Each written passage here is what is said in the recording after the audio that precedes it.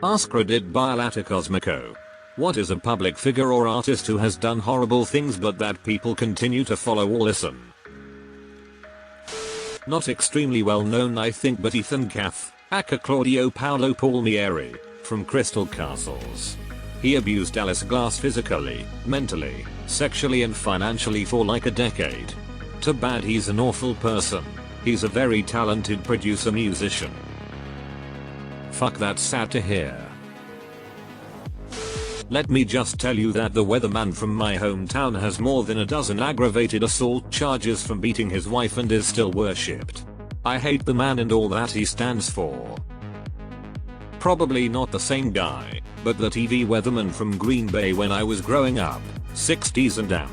70s, was universally thought to be a nice grandfatherly type. Gave talks to schools all the time and amp, was active in the community. Until he was caught exposing himself to the neighborhood kids in his garage. Boy George falsely imprisoned a male escort by handcuffing him to a wall and beating him with a metal chain. Wait, what? Boy George drugged and handcuffed Auden Carlson to his radiator, battered and sexually assaulted him. He served a 4-month sentence and now he's on all sorts of reality shows and no one seems to remember what a monster he is. In my opinion, he should never be allowed on television or to realize music again. This one always confuses me. Whenever I see him doing something recent, I think, wait, didn't he imprison and assault someone? Then I think, must be thinking of someone else. No way he'd still be getting work if it were him. I am real fucking naive sometimes. Jerry Lee Lewis was married 7 times, and a couple overlapped. The third marriage, at age 22, was to his first cousin once removed who was 13 at the time. She had a son at 14 that died in a pool accident at age 3. She divorced Jerry at age 19 for adultery and abuse, physical and mental.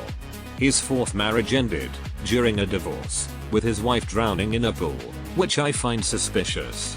His 5th marriage ended with his wife having a drug overdose, and unproven allegations of abuse and the theory he may have killed her. Aside from drunk driving, tax evasion and the one time Elvis had him arrested when Jerry crashed a car, drunk, into his gate waving a pistol, he also did some charming things like suing his own kids and accidentally shooting his bassist in the gut. I had a frightening personal encounter with him. Around 1986 I was living in Memphis and had some music friends. They invited me up to the hotel room of a visiting music celebrity where people were playing their new songs and such. It was nice. There were maybe 8 people there. Apparently Jerry Lee Lewis knew the celebrity and that he was in town. I don't remember the name of his wife at the time, but apparently she had left him.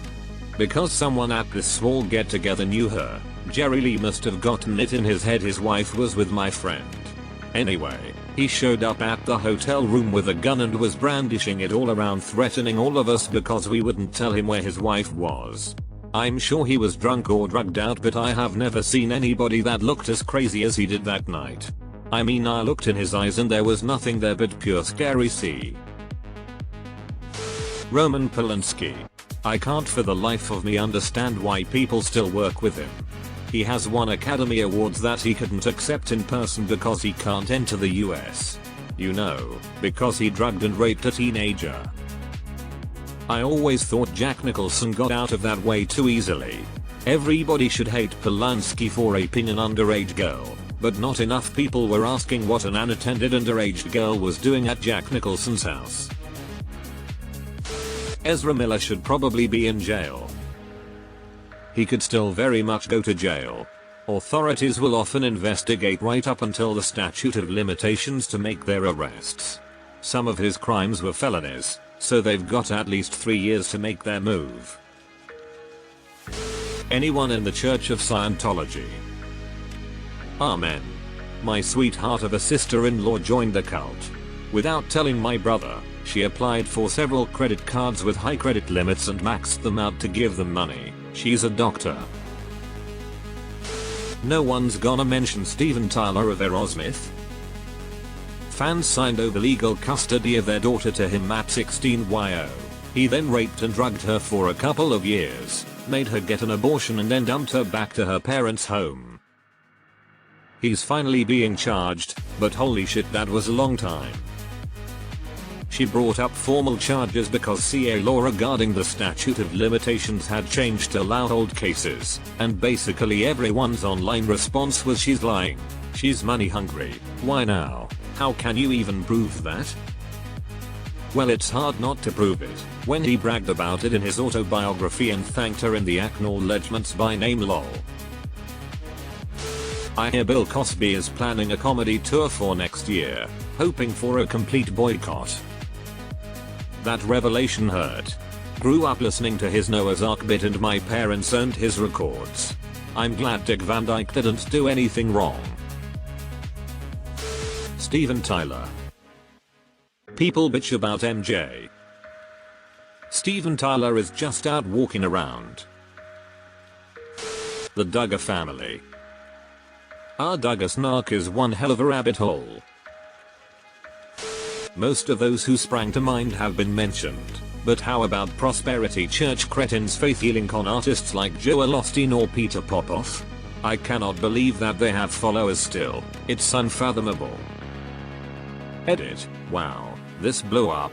I wanna say that I just finished reading all the responses, and thank people for mentioning other examples like Kenneth Copeland, Benny Hinn, John Hagee, Jimmy Swaggart, Ted Haggard, Brian Tamaki, Creflo Dollar, the family of Oral Roberts, and their counterparts in other places in the world such as Africa, etc. And say that I'm very sorry for those of you in the comments that had to deal with family members and friends falling victim to these leeches in human skin. You can't convince me that Kenneth Copeland isn't the Antichrist. Caitlyn Jenner's terrible driving hasn't seen much backlash. Buckle up, buckaroo. Dr. Phil. Yep. He knows he's exploiting mentally ill teens, young adults for views on his show. Plus the abuse allegations from the ranch where he sent tons of kids teens to go 4 weeks. Nicki Minaj. A continual supporter of the men in her life that rape children.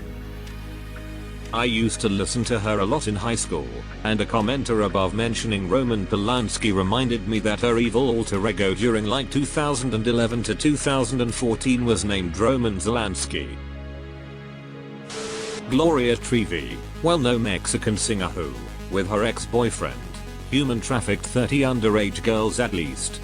Her boyfriend received all the charges and she's still touring and suing anyone for making comments on the matter. Roman Polanski. Dude, for real. I had no idea he did any of the stuff he did. I watched his adaptation of Shakespeare's Macbeth, and looked him up afterwards. His wiki is just like yup, he's a movie director alright with basically the side note that he's a pedophile. Dude's just in France, still making movies like nothing happened. What the hell? Roman Polanski. A 14-year-old cannot consent to sex, and she was drugged. And Whoopi Goldberg supports him like he was the second coming of Christ. Whoopi Goldberg has been a rape apologist on more than one occasion. Chris Brown. Don't know why people still support him. Jared Leto. He really gives me Charles Manson vibes and should be on a watch list. Tom Cruise is basically a co-leader of a cult that enslaves and traffics people, yet we all line up to see his movies. It's always wild when people talk about the conspiracy that Jews control the entertainment industry for nefarious purposes when we literally have multiple A-list actors who are part of Scientology, which is an actual cult. Drake. He's a predator, a creep, but people don't mind apparently. Drake is just peak that guy. Every time he pulls some shit, people roll their eyes and then keep working with him and keep listening to him. Oh, you know, it's Drake. He's always like that. He shouldn't be. George Santos hasn't spoken a single word of truth and he's still a member of Congress. That interview I saw where he said, "I didn't say I was Jewish. I said I was Jewish" is cringe-worthy at best. He is a liar. Period. There is no other way to see it. The fact that he is supposed to be representing his district is scary. Bill Murray's wife divorced him because he was an abusive alcoholic. He joked with Gina Davis when she auditioned for the one movie he directed by making her use a vibrator on a bed in front of him when she didn't want to. He threw a female producer into a lake on the set of What About Bob? One of his most recent movies shut down production when he grabbed a young PA, held her down on a bed and pretended to have sex with her, then threw a fit when no one in the cast or crew laughed. And What About Bob is one of my favorite films. R. Kelly. People follow him? Well, at my kid's school the cult of Andrew Tate seems to be quite a thing. And we are in the UK. I live in Romania and he is here and I have to see his fucking face every day on TV. Makes me wanna throw up. Chris Brown. See Monday people, he regularly beats women, rapes women and traffics drugs. Is there seriously no one else you can listen to? I won't even play a song with him in it. He is vile and disgusting.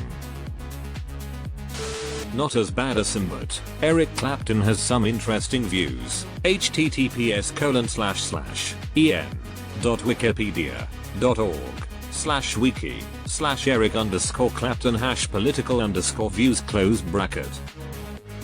Really, there's a ton of celebrities I wish I knew less about, but the internet. Whoopi Goldberg. Anti-Semitic but decided to adopt a Jewish last name that isn't hers. Yikes.